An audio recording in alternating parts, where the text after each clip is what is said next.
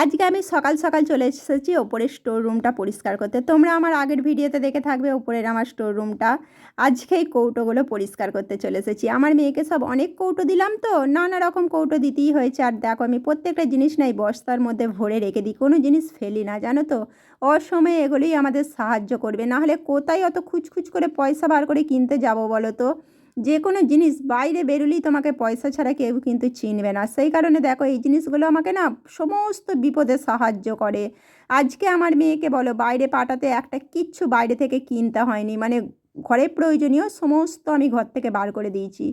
আর আমার ঘরে যত রং হয়েছিল সেই কৌটোগুলো আমি ভরে রেখে দিয়েছি, দেখতে পাচ্ছ। আর আজকে না ভাবলাম যে বস্তাগুলোকে একটু ঠিক করি, নাহলে না সব সময় 3টে বস্তাকেই ঢালতে হচ্ছিল।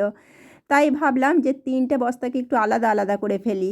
আমার এত মগ হয়ে গেছে রঙের, যে একটা বস্তা মগে ভর্তি হয়ে গেছে। তাই ভাবলাম একটা বস্তায় মগগুলো আলাদা করে ফেলি, আর একটা বস্তায় কুঁচো কাঁচো জিনিসগুলোকে আলাদা করে ফেলি। কুঁচো কাঁচো জিনিস বলতে দেখতেই পাচ্ছ, যেমন ঘরে প্লাস্টিকের লাগে, ছোট শিশে বলো, তারপরে মানে যে কোনো জিনিস, একটা জিনিস নিয়ে যেতে গেলেও ছোট ছোট শিশে লাগে, সেই জন্য সেগুলোকে কুঁচো কাঁচা মালগুলো একটা আলাদা করে ফেলছি। আর এই যে কি বলবো, বিস্কুট ডাকা, চানাচুর ডাকা, ডাল ডাকা, এই যে বড় বড় কৌটোগুলো আমরা তো বিশাল দামি ব্যবহার করতে পারি না। দোকানে যখন যেমন পাই 5 টাকা 6 টাকা দিয়ে এই বড় বড় কৌটোগুলো, যেগুলো পাশে মেঝেতে পড়ে আছে দেখতে পাচ্ছ, ওই কৌটোগুলো একটা আলাদা বস্তায় করে ফেলবো। একটা বিস্কুট রাখতে গেলেও একটা কৌটো দরকার, একটা নুন রাখতে গেলেও কৌটো দরকার। আমার নিচেতে এখন অনেকগুলো হয়ে গেছে কৌটো, সেই জন্য যেগুলো এক্সট্রা সেগুলোকে দেখো বস্তায় করে দিচ্ছি। 2বার 3বার কেমন ঢাললাম দেখতে পাচ্ছ। এই কারণে আমার না কিছুদিন দেরি হচ্ছিল যে কিভাবে রাখবো, এলোমেলো করে ঢুকিয়ে দিলে না কিছুতেই পারতাম না। তাই আমার 2 দিন না চিন্তা করছিলাম কি করব। নিয়ে কালকে যখনই মাথায় বুদ্ধিটা এসে গেছে যে 3টে বস্তা করব, আর পাশের যে বস্তাটা না খড়ে গেছে বলে বস্তাটাকে ফেলে দিয়ে বস্তাটাকে কেমন পাল্টে নিলাম দেখতে পাচ্ছ। এবার পরে নাম লিখে দেবো। আমি কিন্তু কৌটো রাখলেও কোনো নোংরা বস্তায় রাখি না, যে নোংরা বস্তায় রাখবো যা হোক মা করে ঘরে নোংরা হবে একদমই নয়। পরিষ্কার পরিচ্ছন্নভাবে বস্তায় ভরে ফেললাম। এবারে জিনিসগুলো যখনই চাইবো পেয়ে যাব হাতের কাছে। আর এই মালগুলো না মানে ফেলে দেওয়ার মাল, আগে কিছু কারণে রেখে দিয়েছিলাম, এখন দেখছি এগুলো কোনো প্রয়োজন নাই তাই ফেলে দিলাম। তারপর চলে এসেছি এখানে দেখো, ওপরে প্লাস্টিকের 3টে কৌটো গুছিয়ে নিয়ে, এইটা কিসের বস্তা বলো তো, কলের পাইপ দেখতে পাচ্ছ।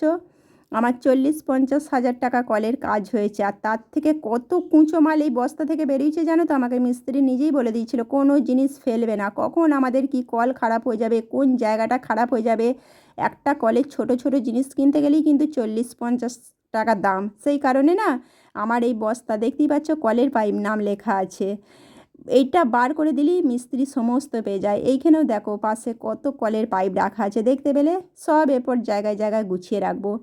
তারপর নিয়ে চলে এসেছি তাল মারা মইটা। তালের সিজন তো হয়ে গেল, ভাদ্র মাস হয়ে গেছে, এই সরি আশ্বিন মাস চলে এসেছে, তাই তালের জায়গাটা মানে তাল মারা মইটা বস্তায় ভরে রেখে দিচ্ছি।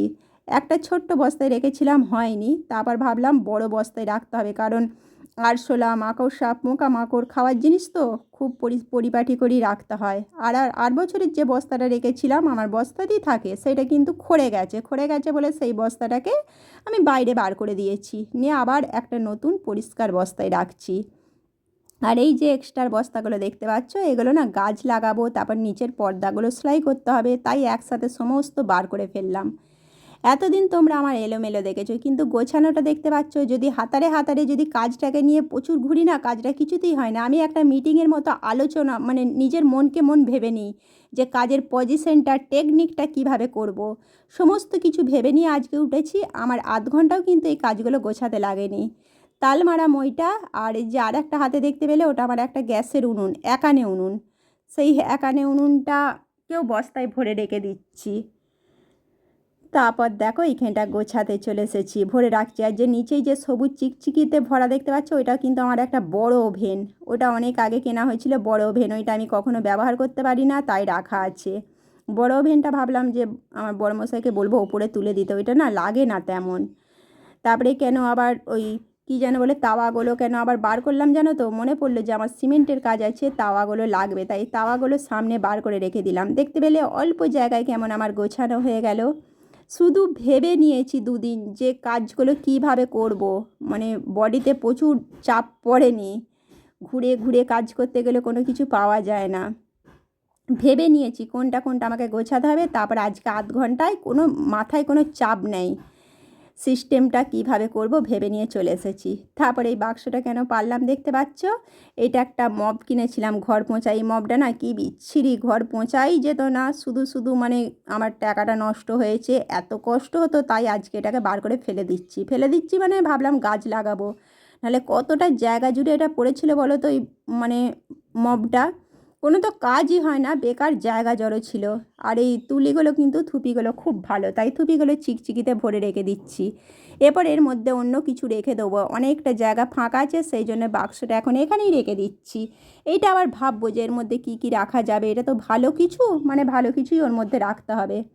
চলো মপটা এবার নিচেতে নিয়ে চলে যাচ্ছি। দেখতে পেলে তোমাদের হর করে কতগুলো কাজ বলে দিলাম একবারে।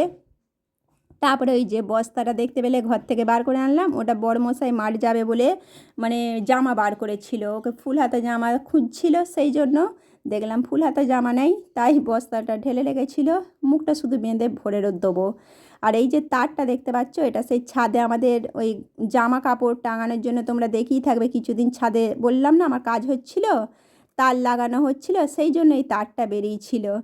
আমার কিভাবে রাখা দেখতে পাচ্ছ তো, বড়মশাই তাড়াতাড়ি করে তার জড়িয়ে রেখে দিয়েছিল, তার জড়িয়ে রাখলে না যে কোনো টাইমে পায়ে হাতে ফুটে যাবে, কারণ আমি তো আলমারিতে গুছিয়ে রাখবো, একটা বেটা ছেলের কাজ মেয়েদের কাজ বলি না, সব সময় একটা জিনিসকে নিয়ে বিপদ চলে আসবে, সেটা একদমই মানে সেই জিনিসগুলো থেকে আমি খুব এড়িয়ে থাকি, তাই ও ওর মতো তার রেখেছিল, আমি সেই তারগুলো এবার খুলে ফেলে দিয়ে দড়ি রেখে দিলাম।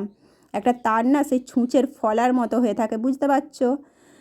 যারা এই তারের কাজগুলো করো অবশ্যই তারা বুঝতে পারবে কখন কোথায় লেগে যে বিপদ আসবে। তারপর দেখো যাতে না এটা জং ধরে, কি সুন্দরভাবে জড়িয়ে এরপর গুছিয়ে রেখে দিই।